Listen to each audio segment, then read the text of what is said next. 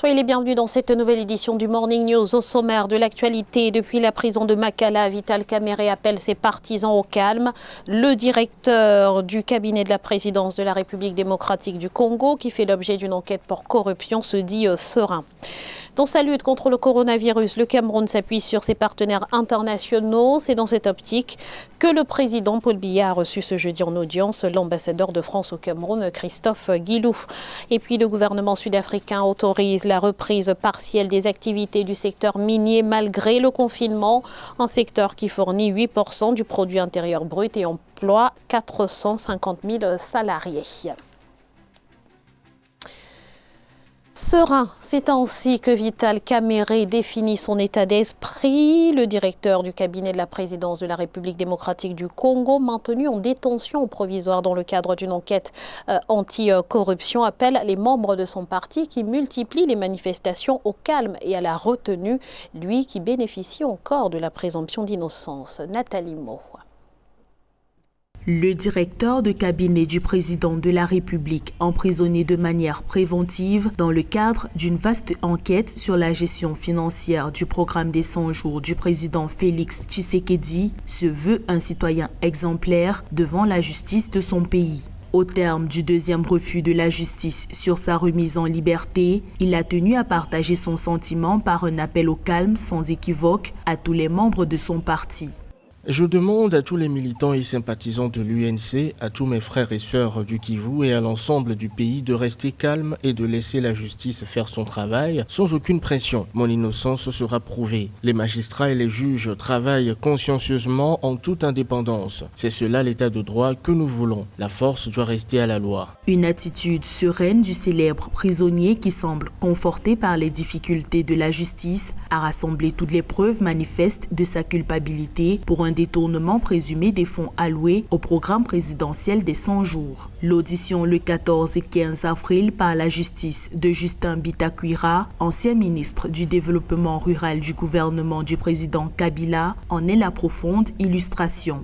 Je reconnais que c'est moi qui ai signé le marché initial de construction des maisons avec la société Samibo. L'entreprise m'avait été recommandée par le Premier ministre Bruno Tshibala sous la présidence de Joseph Kabila. Le contrat signé en avril 2018 portait sur la fabrication de 900 maisons préfabriquées dans 9 provinces pour un montant de 26 millions de dollars payables sur 3 ans budgétaires. Le montant a été passé au marché de passation des marchés publics. C'est la raison pour laquelle, durant cette période, allant de janvier à septembre 2019, lors de l'entrée du nouveau gouvernement en place, moi, en tant que ministre, je n'ai plus su à quel niveau les opérations financières ont été effectuées.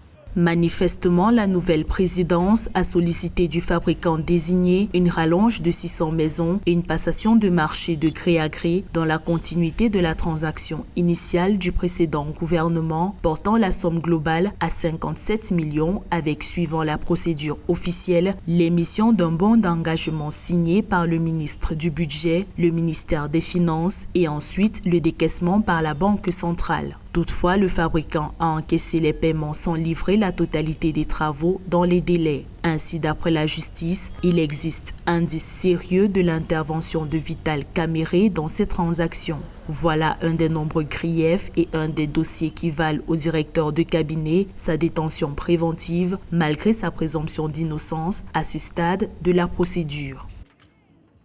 L'élection présidentielle prévue en octobre 2020 en Côte d'Ivoire sera-t-elle reportée ? De nombreux observateurs s'interrogent sur cette éventualité en raison de la pandémie de coronavirus. Il faut dire que l'enrôlement pour la nouvelle carte nationale d'identité et la révision de la liste électorale sont mis à mal par le décrètement de l'état d'urgence. Le PDCI-RDA a d'ailleurs demandé la suspension du processus au vu du faible rendement observé et du risque sanitaire qu'il représente. Le Cameroun le sait, au-delà d'un plan de riposte nationale, une réponse plus globale face à la pandémie de Covid-19 est la meilleure option. Le président Paul Biya poursuit donc ses concertations avec ses partenaires internationaux. Il a reçu ce jeudi l'ambassadeur de France au Cameroun, Christophe Guilou. On fait le point tout de suite avec Nathalie Mo. Plongé au cœur de la crise sanitaire mondiale comme tous les autres pays du monde, Après avoir participé avec ses pairs du continent à la mise en place du plan de riposte continental et entrepris la matérialisation d'un plan sanitaire sur toute l'étendue du territoire camerounais, le président Paul Biya a entrepris de se concerter avec tous les partenaires internationaux du Cameroun, parmi lesquels la France, dont l'ambassadeur a été reçu ce jeudi 16 avril par le président Paul Biya.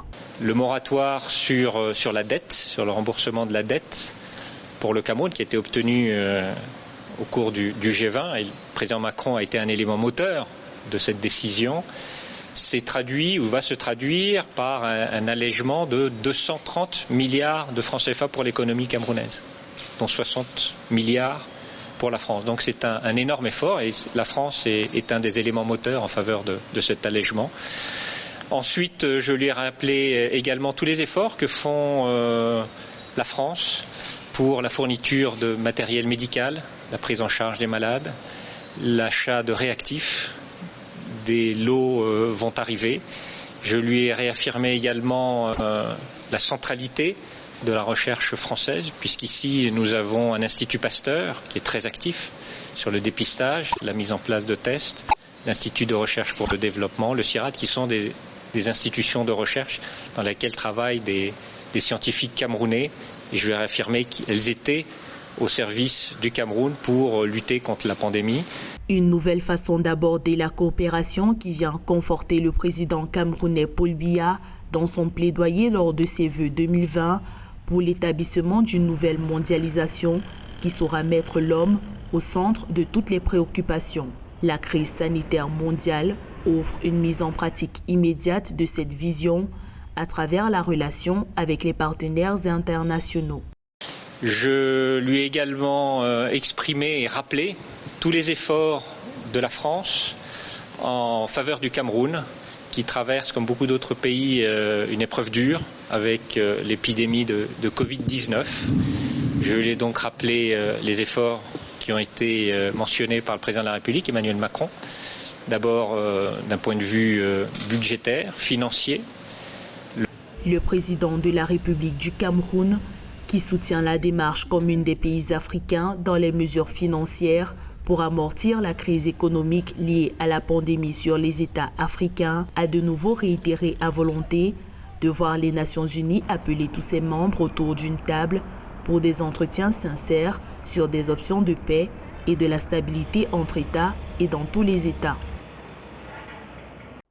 30 millions d'euros de l'Union européenne, 3 millions de dollars des États-Unis, 5 millions de dollars de la Banque mondiale. Les promesses d'aide en faveur de la Centrafrique pour lutter contre le coronavirus se succèdent. Des fonds avec des modalités définies et souvent préconditionnées. Mais comment seront-ils utilisés? Eh bien, la question fait débat. Les détails avec Ibayako. Le plan d'action pour la lutte contre le Covid-19 commence à se dessiner en Afrique. Plusieurs organismes mondiaux et institutions internationales viennent en aide au continent. Avec 30 millions d'euros de la part de l'Union européenne, 5 millions de dollars de la part de la Banque mondiale et 3 millions de dollars des États-Unis, des fonds avec des modalités définies et souvent préconditionnées. Un comité de gestion des fonds placé sous le président de la République dans le cadre du comité de crise est envisagé. Les modalités de cette gestion sont en train d'être définies. Le plus important, c'est qu'on mette en place un système de gestion transparent et auquel tout le monde s'engage. L'opposition n'en semble pas convaincue et s'interroge sur l'utilisation et la gestion des fonds alloués à la lutte contre le Covid-19.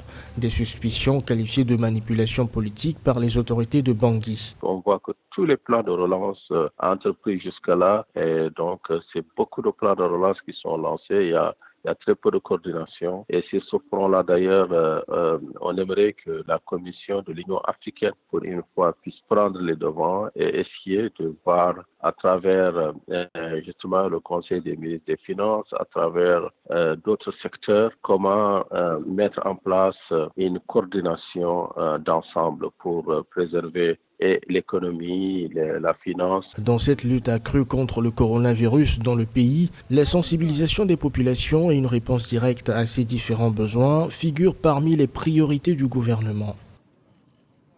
Et la Gambie, elle aussi, vient de bénéficier d'un appui dans sa lutte contre le Covid-19. Le Fonds monétaire international annonce le décaissement d'une enveloppe de 15,55 millions de dollars de droits de titres spéciaux en faveur du pays au titre de la facilité de crédit rapide, des fonds qui serviront à soutenir les efforts des autorités pour contenir la propagation du virus et à répondre aux besoins urgents en matière de balance des paiements.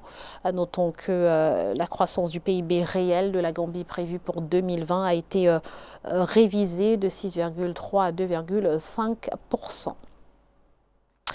Dans l'actualité également, le gouvernement sud-africain a annoncé ce jeudi 16 avril la reprise partielle des activités des sociétés minières. Celles-ci doivent néanmoins assurer la sécurité de leurs employés en menant des contrôles et des dépistages. Il faut dire que les mineurs travaillant dans des espaces clos sont particulièrement exposés au risque de contamination. Fanny Mounichi.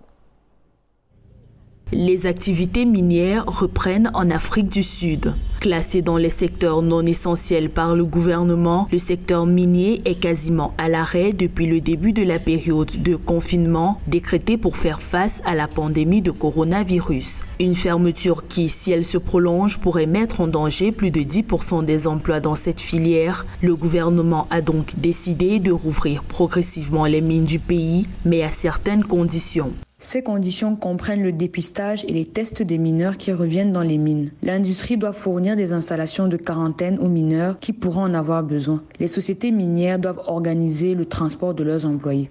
Une réouverture des mines qui se fera jusqu'à 50% de leur capacité pendant le confinement pourrait être pleinement opérationnelle d'ici la fin du mois de mai. Décision saluée par les groupes miniers. Le secteur contribue à 8% du PIB national et emploie quelques 450 000 salariés.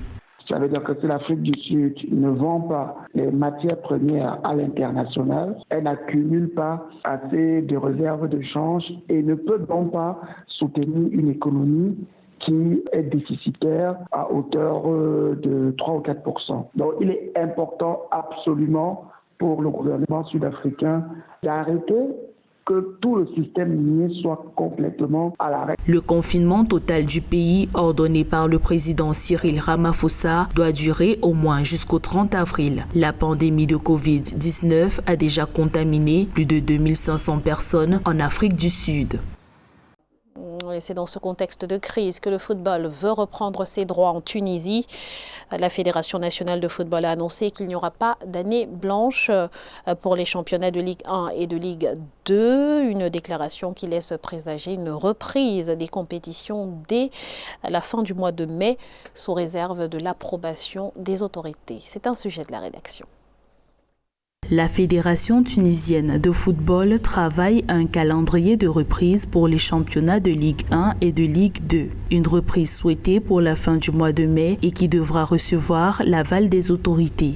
La fédération assure qu'il n'y aura ni année blanche ni suspension définitive des compétitions. Franchement, c'est débile de reprendre le championnat tunisien dans des conditions pareilles, alors qu'on voit que le calcio s'est arrêté, le Bundesliga, même la Champions League, c'est la plus grande compétition dans le monde qui est arrêtée. Alors qu'on ne parle pas pour le championnat tunisien, qui est, franchement, c'est quelque chose de minuscule devant toutes ces compétitions. La FTF demande aux autorités de permettre aux clubs de reprendre les entraînements et ce, avec 3 semaines de préparation avant la reprise. Entraînement qui pourrait se dérouler avec des groupes de 5 ou 6 joueurs. La fédération précise par ailleurs que les contrats des joueurs qui arrivent à leur terme en juin 2020 seront prolongés jusqu'à la fin de l'exercice 2019-2020 sans toutefois dépasser le 30 novembre 2020. Le mercato estival sera retardé jusqu'à la fin de la saison. Il y a tous les clubs qui, même l'Espérance, ils ont essayé de reprendre petit à petit l'entraînement. Les lois tunisiennes, ça interdit le rassemblement de plus que 3 personnes. C'est strictement interdit. On a un confinement total. Il y a des gens qui sont arrêtés. Mais même la CAF, jusqu'à maintenant, on n'a rien donné des ordres pour les fédérations. Et on attend même pour les compétitions l'année prochaine. Le championnat tunisien de Ligue 1 s'était arrêté à la 16e journée. Dans la grande majorité des pays, les compétitions sportives sont suspendues en raison de la pandémie de coronavirus. Ce journal a été réalisé par l'ensemble de la rédaction. Merci pour votre fidélité. Dans un instant, une nouvelle édition de l'actualité sur Africa 24.